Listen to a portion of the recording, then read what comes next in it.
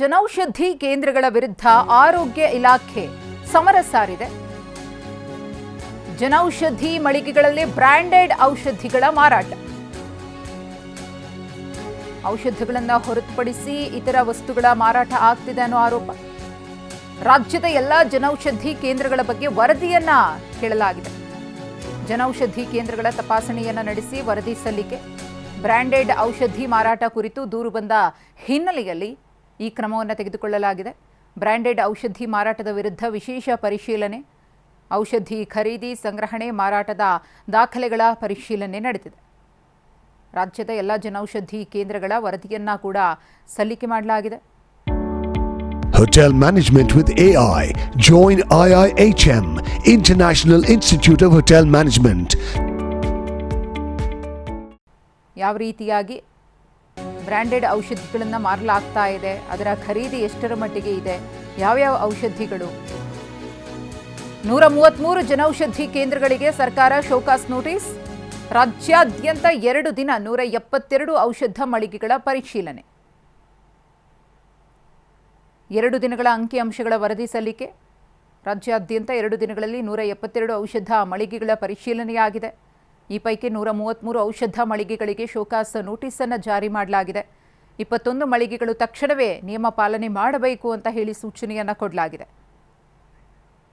ಈ ಕುರಿತು ಮತ್ತಷ್ಟು ಮಾಹಿತಿಯನ್ನ ಕೊಡ್ತಾರೆ ನಮ್ಮ ಪ್ರತಿನಿಧಿ ವಿನಯ್ ನೇರ ಸಂಪರ್ಕದಲ್ಲಿ. ವಿನಯ್, ಜನೌಷಧಿ ಕೇಂದ್ರಗಳಲ್ಲಿ ಬ್ರಾಂಡೆಡ್ ಔಷಧಿಗಳ ಮಾರಾಟ ಅಂದ್ರೆ ಯಾವ ಪರಿಯ ವಸ್ತುಗಳನ್ನ ಅಲ್ಲಿ ಮಾರಾಟ ಮಾಡಲಾಗ್ತಾ ಇತ್ತು, ಪ್ರಮುಖವಾಗಿ ಏನು ಆರೋಪ ಕೇಳಿ ಬಂದಿತ್ತು ಅಂತ, ಹೇಗೆ ನಡೀತು ಪರಿಶೀಲನೆಯಲ್ಲ? ಮಧುಶ್ರೀ, ಸದ್ಯಕ್ಕೆ ಕಳೆದ ಕೆಲ ದಿನಗಳಿಂದಲೂ ಕೂಡ ಜನೌಷಧ ಕೇಂದ್ರಗಳು, ಅದರಲ್ಲೂ ಪ್ರಮುಖವಾಗಿ ಪ್ರಧಾನಮಂತ್ರಿ ಜನೌಷಧಿ ಕೇಂದ್ರಗಳು, ಕೇಂದ್ರ ಸರ್ಕಾರದ ಅಂಡರಲ್ಲಿ ಬರುವಂತಹ ಒಂದಿಷ್ಟು ಜನೌಷಧ ಮಳಿಗೆಗಳ ಉದ್ದೇಶ ಏನಿರೋದಂದರೆ ಸಾರ್ವಜನಿಕರಿಗೆ, ಬಡವರ್ಗದವರಿಗೆ ಕಡಿಮೆ ದರದಲ್ಲಿ, ತುಂಬ ಕಡಿಮೆ ದರದಲ್ಲಿ ಔಷಧಿಗಳನ್ನು ಕೊಡಬೇಕು ಅನ್ನೋಂಥ ಉದ್ದೇಶ ಆಗಿತ್ತು. ಆದರೆ ಸದ್ಯ ರಾಜ್ಯ ಸರ್ಕಾರ, ಆರೋಗ್ಯ ಇಲಾಖೆ ಪ್ರಮುಖವಾಗಿ ಮಹತ್ವದ ಯೋಜನೆಗಳಲ್ಲಿ ಔಷಧಿಗಳನ್ನು ತಲುಪಿಸೋದ್ರ ಬಗ್ಗೆ ಕೂಡ ಸಾಕಷ್ಟು ಗಮನವನ್ನು ವಹಿಸಿತ್ತು. ಆಸ್ಪತ್ರೆ ಆವರಣದಲ್ಲಿ ಕೆಲವೊಂದಿಷ್ಟು ಜನರಿಕ್ ಔಷಧಿಗಳು, ಉಚಿತವಾಗಿ ಔಷಧಿಗಳನ್ನು ಕೂಡ ಕೊಡ್ತಾ ಇದೆ. ಆದರೂ ಕೂಡ ಕೆಲವೊಂದಿಷ್ಟು ಜನೌಷಧಿ ಮಳಿಗೆಗಳು ತಾಲೂಕು ಆಸ್ಪತ್ರೆಗಳು, ಜಿಲ್ಲಾ ಆಸ್ಪತ್ರೆಗಳು, ಬೆಂಗಳೂರಿನ ಪ್ರಮುಖ ಆಸ್ಪತ್ರೆಗಳ ಆವರಣದಲ್ಲೇ ಈ ಜನೌಷಧಿ ಕೇಂದ್ರಗಳು ಕೂಡ ಇದೆ. ಆದರೆ ಇತ್ತೀಚಿನ ದಿನಗಳಲ್ಲಿ ಈ ಔಷಧಿ ಮಳಿಗೆಗಳಲ್ಲಿ ಜನರಿಕ್ ಔಷಧಿಗಳನ್ನು ಹೊರತುಪಡಿಸಿ, ಜನೌಷಧಿಗಳನ್ನು ಹೊರತುಪಡಿಸಿ ಬೇರೆ ಬ್ರಾಂಡೆಡ್ ಮೆಡಿಸಿನ್ಸ್ಗಳನ್ನು ಕೂಡ ಮಾರಾಟ ಮಾಡ್ತಾ ಇದ್ದರು. ಇದು ನಿಜಕ್ಕೂ ಕೂಡ ಆರೋಗ್ಯ ಇಲಾಖೆ ಕೆಂಗಣ್ಣಿಗೆ ಕಾರಣ ಆಗಿತ್ತು. ಯಾಕೆಂದರೆ ಈಗಾಗಲೇ ನಾವು ಆರೋಗ್ಯ ಇಲಾಖೆಯಿಂದ ಉಚಿತವಾಗಿ ರೋಗಿಗಳಿಗೆ ಔಷಧಿಯನ್ನು ಕೊಡ್ತೀವಿ, ಯಾವುದೇ ಔಷಧಿನ ನಾವು ಇಲ್ಲ ಅಂತ ಹೇಳೋದಿಲ್ಲ.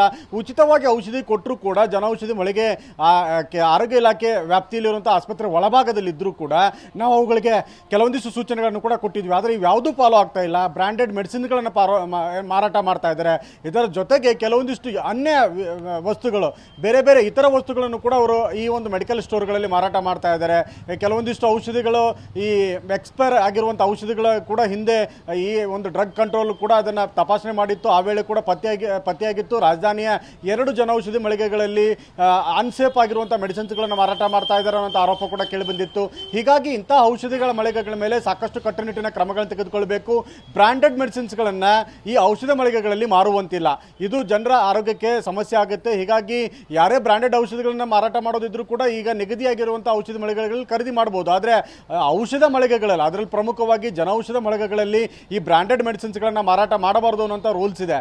ಆದರೂ ಕೂಡ ಇವರು ತಮ್ಮ ವೈಯಕ್ತಿಕ ಆರ್ಥಿಕ ಹೆಚ್ಚುವರಿಯನ್ನು ಲಾಭ ಪಡೆಯೋದಕ್ಕಾಗಿ, ಹಣವನ್ನು ಗಳಿಸೋದಕ್ಕಾಗಿ ಈ ರೂಲ್ಸ್ಗಳನ್ನು ವೈಲೇಷನ್ ಮಾಡಿ ಬ್ರಾಂಡೆಡ್ ಮೆಡಿಸಿನ್ಗಳನ್ನು ಮಾರಾಟ ಮಾಡ್ತಾ ಇದ್ರು. ಹೀಗಾಗಿ ಸದ್ಯ ಆರೋಗ್ಯ ಇಲಾಖೆ, ಅದರಲ್ಲೂ ಪ್ರಮುಖವಾಗಿ ಆರೋಗ್ಯ ಇಲಾಖೆಗೆ ನೂತನ ಸಚಿವರಾಗಿ ಯುಟಿ ಖಾದರ್ ಬರ್ತಾ ಇದ್ದ ಹಾಗೆ ಮೊದಲನೇದಾಗಿ ಈ ಔಷಧಿ ಮಳಿಗೆಗಳ ತಪಾಸಣೆಗೆ ಸೂಚನೆ ಕೊಟ್ಟಿದ್ದರು. ರಾಜ್ಯಾದ್ಯಂತ ಕಳೆದ 19 ಮತ್ತು 20ನೇ ತಾರೀಕಂದು 2 ದಿವಸಗಳ ಡ್ರೈವ್ ಅನ್ನು ಮಾಡಿದಾಗ 172 ಒಟ್ಟು ಜನೌಷಧಿ ಮಳಿಗೆಗಳನ್ನು ತಪಾಸಣೆ ಮಾಡಿ ಈ ಪೈಕಿ 133 ಜನೌಷಧಿ ಮಳಿಗೆಗಳಲ್ಲಿ ಸದ್ಯಕ್ಕೆ ಇಂತಹ ಒಂದು ಆರೋಪ ಕಂಡು ಬಂದಿದ್ದಕ್ಕೆ ಶೋಕಾಸ್ ನೋಟಿಸ್ ಅನ್ನು ಕೂಡ ಕೊಟ್ಟಿದ್ದಾರೆ. ಹೀಗಾಗಿ ಕೆಲವೊಂದಿಷ್ಟು ಜನೌಷಧಿ ಮಳಿಗೆಗಳ ಅನುಸರಣೆ ಮಾಡಿದ್ದೇವೆ. ಅಂದರೆ ಅಧಿಕಾರಿಗಳು ಹೋಗಿ ತಪಾಸಣೆ ಮಾಡ್ತಾ ಇದ್ದ ಹಾಗೆ ತಮ್ಮ ತಪ್ಪುಗಳನ್ನು ಒಪ್ಪಿಕೊಂಡು ನಾವು ಇನ್ನು ಮುಂದೆ ಮಾರಾಟ ಮಾಡೋದಿಲ್ಲ ಅನ್ನೋಂಥದ್ದು ತಪ್ಪೊಪ್ಪಿಗೆನ ಮಾಡಿಕೊಂಡ್ರೆ ಕೆಲವೊಂದಿಷ್ಟು ಮಳಿಗೆಗಳಲ್ಲಿ ಈಗಾಗಲೇ ಮಾರಾಟ ಮಾಡಿರುವಂಥ ಸೇಲ್ಸ್ ಡೀಡ್ ಜೊತೆಗೆ ಕೆಲವೊಂದಿಷ್ಟು ಬ್ರಾಂಡೆಡ್ ಮೆಡಿಸಿನ್ಗಳನ್ನು ಮಾರಾಟ ಮಾಡ್ತಿರೋದು ಕೂಡ ಕಂಡು ಬಂದಿದೆ. ಹೀಗಾಗಿ 133 ಔಷಧಿ ಮಳಿಗೆಗಳಿಗೆ ಈಗಾಗಲೇ ಅವರು ಶೋಕಾಸ್ ನೋಟಿಸನ್ನು ಕೂಡ ಕೊಟ್ಟಿದ್ದಾರೆ.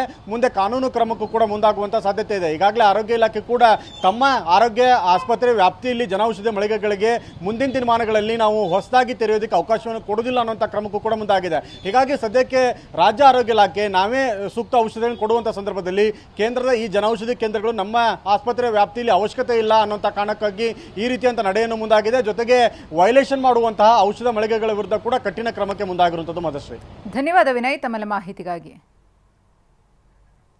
ರಾಜ್ಯಾದ್ಯಂತ 2 ದಿನ 172 ಔಷಧ ಮಳಿಗೆಗಳ ಪರಿಶೀಲನೆಯನ್ನ ಮಾಡಲಾಗಿದೆ. ಬ್ರ್ಯಾಂಡೆಡ್ ಔಷಧಿಗಳ ಮಾರಾಟ ಆಗ್ತಿದೆ ಅನ್ನೋ ಆರೋಪಗಳು ಕೇಳಿಬಂದ ಹಿನ್ನೆಲೆಯಲ್ಲಿ ಆರೋಗ್ಯ ಇಲಾಖೆ ಈ ಒಂದು ಕಠಿಣ ಕ್ರಮವನ್ನು ತೆಗೆದುಕೊಂಡಿದೆ.